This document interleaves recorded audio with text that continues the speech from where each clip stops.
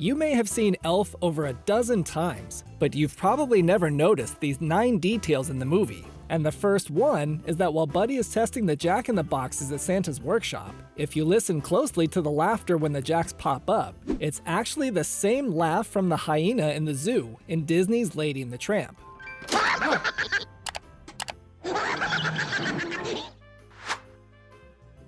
If you ever thought there's something familiar about the outfits in the North Pole, it's because they were actually heavily inspired by the 1964 classic film Rudolph the Red-Nosed Reindeer. Because when compared side by side, you'll notice the elf costumes in the 2 movies are pretty much identical. Another Rudolph-inspired character is Leon the Snowman, who looks very similar to Sam the Snowman from Rudolph. But the hidden details about him don't stop there, because he also tells Buddy about his days traveling the world as a cumulonimbus cloud, which is a type of cloud that makes snow. And even his name has a hidden meaning, because if you spell Leon backwards, you get Noel. When Buddy first visits his father's office, Walter's secretary Deb is distracted by a phone call, where she's having a very strange conversation with a friend who wants her to declaw 8 kittens, which is pretty shady by today's standards, since declawing cats is now illegal in the state of New York.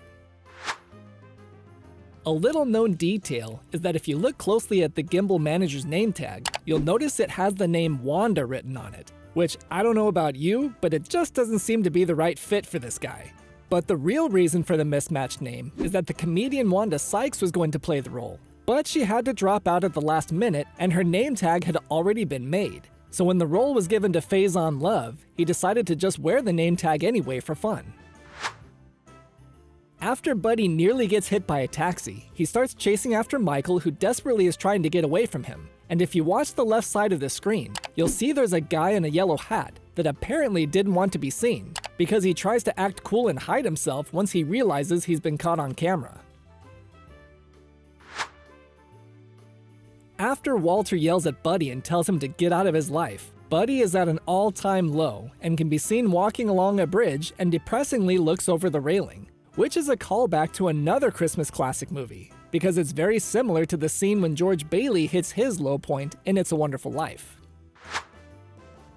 After Santa's sleigh crashes into Central Park, pedestrians and a news crew start flocking the scene, and the news reporter states that the Central Park Rangers are coming to investigate the incident, whom she describes has used shady crowd control tactics at a Simon & Garfunkel concert in 1985. But what you may not have known is that there actually was a well-known conflict between Central Park Rangers and Simon & Garfunkel concertgoers, but it actually happened in 1981. At the end of the movie, if you watch carefully, you'll notice that Buddy and Jovi's baby is named Susie, which is more than just a cute name for their newborn child. Because early on in the movie, we discovered that the name of Buddy's mom was Susan Wells, so it appears baby Susie is most likely named after her grandmother. Click a video for more great content right here on Fun Fact Films.